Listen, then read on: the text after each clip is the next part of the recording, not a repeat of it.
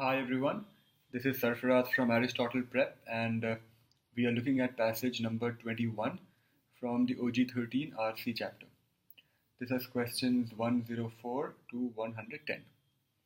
As always, we will first read the passage. I will explain it to you the way I would have understood it had I been doing it myself. Then we will come up with a purpose for the passage and then we will approach the questions. So the first sentence of the passage is always very important. It says, according to a recent theory, Archean age gold quartz vein systems were formed more than 2 billion years ago from magmatic fluids that originated from molten granite-like bodies deep beneath the surface of the earth. So, according to a recent theory, some kind of a system was formed from magmatic fluids originating from some molten rocks. Okay. This theory is contrary to the widely held view that the systems were deposited from metamorphic fluids, that is, from fluids that formed during the dehydration of wet sedimentary rocks. Okay, so there are two contrasting theories mentioned in the first paragraph. The recent theory says that these systems were formed from magmatic fluids that originated from molten granite-like bodies. Okay, and the other theory, which is the older one, says, and it's a widely held theory, that systems were deposited from metamorphic fluids, that is, fluids formed during the dehydration of wet sedimentary rocks. Okay, fine. The second paragraph says the recently developed theory, so the one that talks about magmatic fluids. The recently developed theory has considerable practical importance.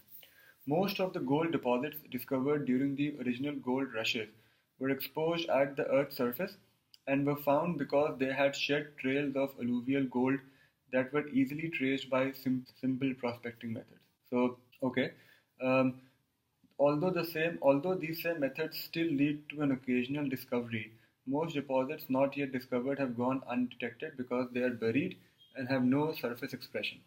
The second paragraph basically says that the new theory has a lot of practical importance.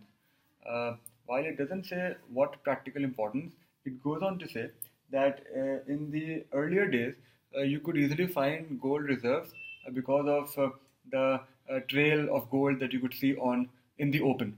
But that is not the case anymore.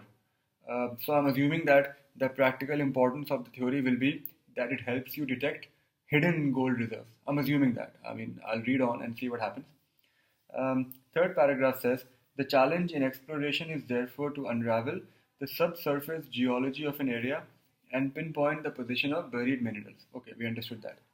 Methods widely used today include analysis of aerial images that yield a broad geological overview, geophysical techniques that provide data on the magnetic, electrical, and mineralogical properties of the rocks being investigated, and sensitive chemical tests that are able to detect the subtle chemical halos that often envelop mineralization.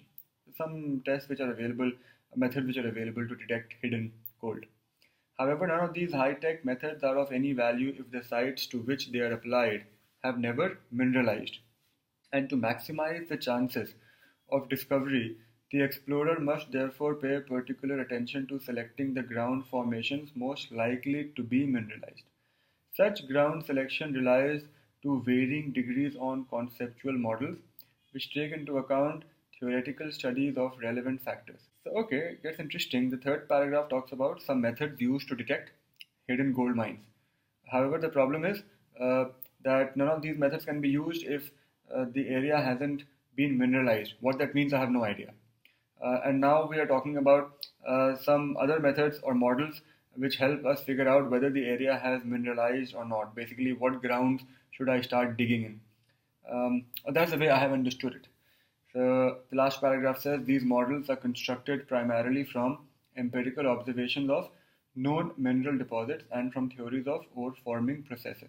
Okay, the explorer uses the models to identify those geological features that are critical to the formation of the mineralization being modeled, and then tries to select areas for exploration that exhibit as many of the critical features as possible. Fine, the last paragraph explains how these models are constructed, which help you detect which area to explore in or prospect in.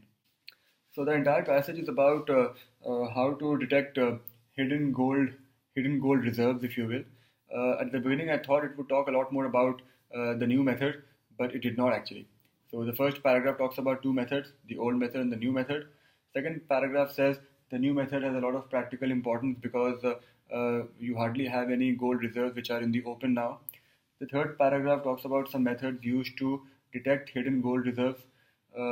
It also talks about the difficulty of selecting which place to prospect in, and then it says there are certain models which can help you figure out where should you start prospecting or exploring in. That's the entire passage for us. It's an absolutely neutral passage. The author never takes any stand anywhere in the passage. Having understood the passage like that, we will now approach the questions. The first question is question number 104, which is the primary purpose question. The author is primarily concerned with what? As I said, it's a neutral passage, so I will look at the first words and I will eliminate option A because of advocating.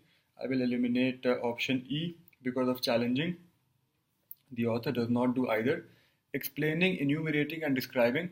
If I were just looking at the first word, even C wouldn't be very good because I don't think he is just enumerating, but I will read B, C, D completely. B says explaining the importance of a recent theory. That's very good. I think that's the answer. C says enumerating differences between two widely used methods. I don't think so. The entire passage is not just enumerating differences. D says describing events leading to a discovery is also wrong. So B is absolutely the correct answer.